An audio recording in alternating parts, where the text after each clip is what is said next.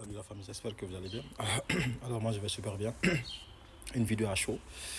Et je voulais juste apporter un démenti concernant ici cette prétendue fiançaille euh, d'Azaya avec Binta Diabaté, qui, il faut le rappeler, est une artiste malienne qui veut collaborer avec Azaya pour un featuring, histoire aussi de se faire une place à l'international, donc pour être connu.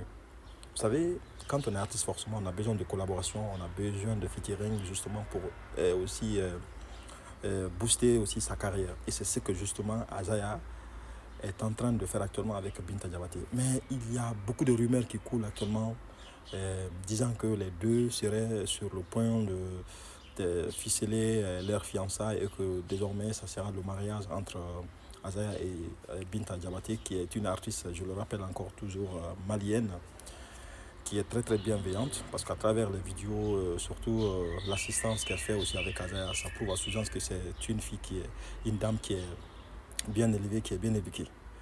Alors, il faut à un moment donné aussi faciliter la tâche aux autres.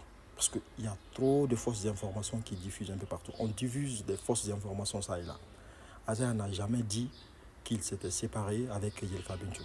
Il n'a jamais dit qu'il avait divorcé avec Yelka Bintou. Il a juste dit que c'était normal que chacun se focalise sur sa carrière, histoire ici de aussi se faire une place à l'international. Parce que vous savez, en Guinée par exemple, on a du mal à avoir des artistes talentueux qui peuvent forcément aussi cartonner à l'international. Certes, il y a eu beaucoup d'artistes, comme par exemple les Mori Kanté et d'autres artistes qui ont cartonné à l'international. Ça, c'était à l'époque des vieilles générations. À cette nouvelle génération, c'est Azaya et d'autres personnes comme par exemple Saifon Baldé qui aussi continuent à rayonner la musique guinéenne à l'international. Alors Azaya accepte de collaborer avec Binta Diabaté pour justement la booster, la donner plus de vues, plus de notoriété, surtout sur la scène musicale internationale. Et on pense que non, qu'il est en train de fiancer cette jeune dame belle. Donc ça veut dire que Azaya peut quitter une femme belle, soumise, talentueuse, éduquée comme Djelika Bintou pour se maintenir en relation avec Binta Diabaté, qui aussi est belle, mais quand on fait forcément la comparaison, vous verrez que forcément il y a une différence océanique entre les deux, à tous les niveaux possibles. Donc il faut arrêter quoi. Il faut arrêter. La seule femme que nous connaissons, c'est bien sûr Djelika Bintou. C'est elle qui est l'épouse légale d'Azaya.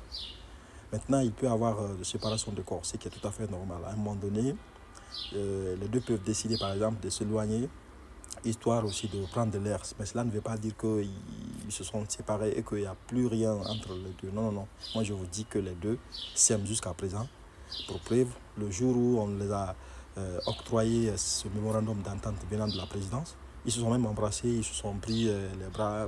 Tu vois un peu. Donc, ça veut dire qu'il y a encore de l'amour. Donc arrêtez de diffuser des fausses informations concernant ici cette prétendue fiançaille d'Azaya avec Binta Diabaté. Ils ne sont pas fiancés, ils sont juste en collaboration parce que cette dame demande à faire un featuring avec Azaya.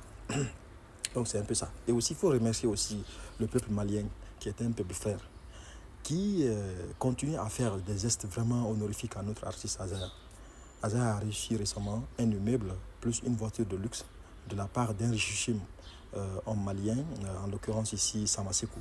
C'est vraiment un signe de grandeur. Ça prouve à suffisance que le Mali et la Guinée restent un même peuple. Reste au moins ce lien de fraternité qui existait depuis belle lurette, continuera toujours à exister parce que les deux peuples s'aiment et culturellement parlant, il y a assez de ressemblances. Donc vraiment, merci au peuple malien, merci à toutes les personnes qui ont facilité forcément cette retrouvaille entre Azaya et Samasekou. C'est vraiment intéressant parce qu'aujourd'hui, ça prouve à suffisance que Azaya n'appartient plus à la Guinée seulement. Il appartient aux Ivoiriens, il appartient aux Maliens, il appartient à toute l'Afrique entière. Donc, arriver faire ces arts des gestes, ça prouve à suffisance que l'Afrique vraiment est encore vraiment un continent qui valorise aussi ses enfants. Merci.